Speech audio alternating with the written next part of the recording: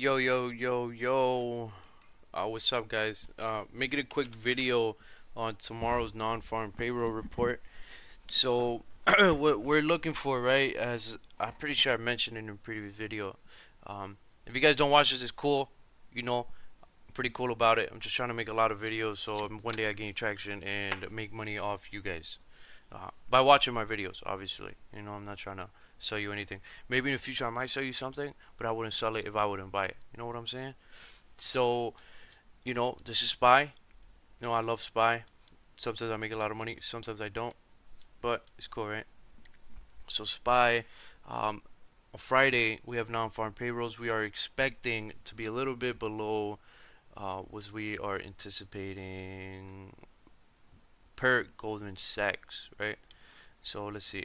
Friday, January 10th, employment report. So, for November, we had 227. We are forecasting 155.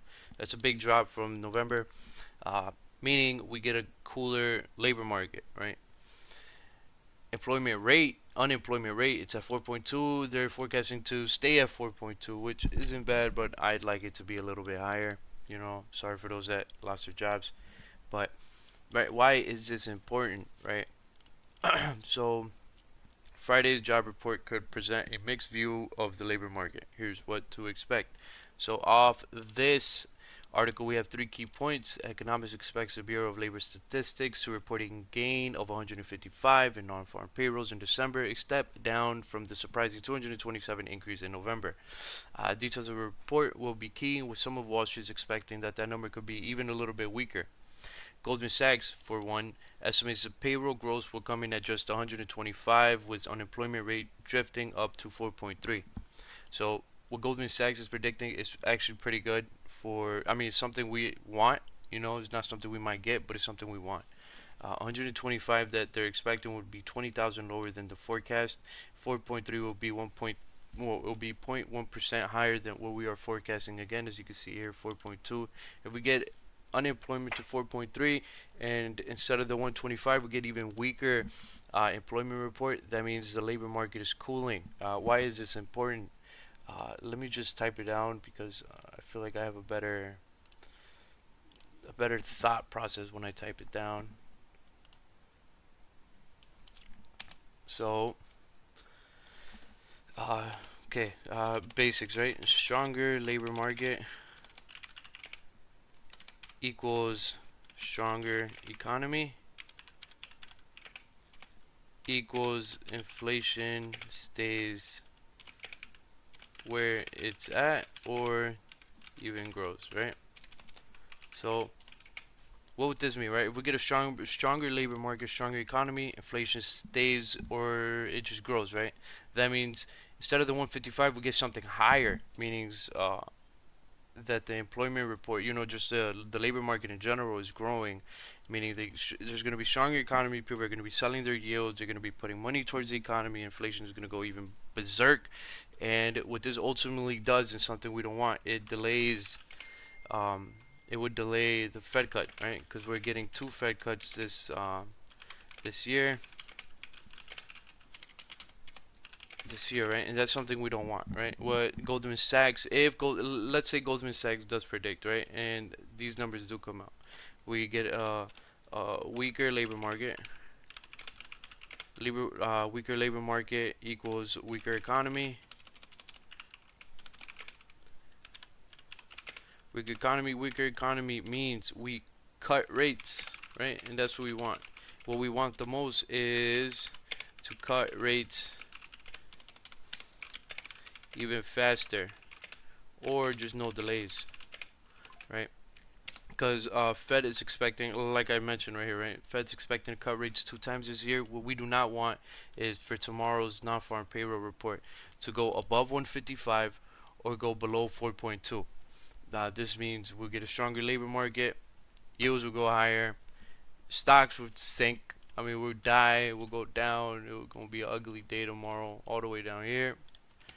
But yeah, that's literally it. Let me see plays I am looking for. I am in Hood. I did get in Hood.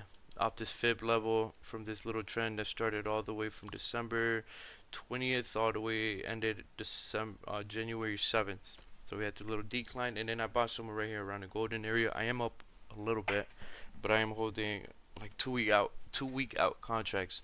BA is also looking good. I am looking for a little bit more of a decline into this golden area right here, somewhere between 165 all the way to 159. Well, just buying around this area. Obviously, I'm not gonna hold the $5 drop contract and it's all the way down here. That's crazy. Also looking for INTC. INTC looks really, really good in my opinion. Still no CEO, which kind of sucks. We do have earnings in 21 days, so I am trying to get in with an IV push, sell some with the IV push, and then hold some for earnings. Uber's also, Uber's amazing. And look at Uber. Look at these 4-hour wicks, 4-hour candles, right? In the golden zone from a trend that started on December 20th all the way to the 6th. Just beautiful, right? Especially, I think I did see a Uber analyst rating, and I think they did went up. Let me go to FinViz real quick. I don't know if FinViz will show it, especially if, I think I just saw the report very early. Okay, JP Morgan, they downgraded it from outperform to market perform. Okay, I did see an upgrade though. I guess they didn't report it or whatever. But yeah, Uber's looking really nice. Apple as well. Apple's in this fib golden zone all the way from a trend that started on November 4th, ended all the way December 26th, right? So we're going down. Look, we have the golden zone right here. We have the 200 MAs, very, very close to this golden zone. RSI on the 4 hours, pretty low. Let's check it out on the daily. Somewhere in the middle. I like the 4 hour though, especially because 200 MAs right there. RSI is already at what, 39. So we could definitely get a bounce because we went from 259, let's just say 260, all the way down to 242.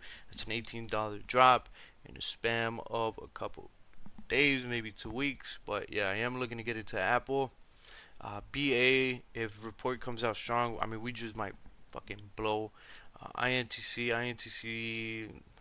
we could pick up some volume. We just need volume. Uber though, if reports comes out good, Uber would do great, right? Especially because it's stupid decline right here. Let's see, all the way from right here to right here. So from this downtrend, the gold zone to sell, probably if I get in right here for the short term long, I'll probably be looking to sell around 70. So I'm looking for a $6 move, which is not bad for Uber. Especially because they're partnering with Nvidia for some AI stuff. I don't know, but yeah. Anyways, thanks guys for watching the video. God bless.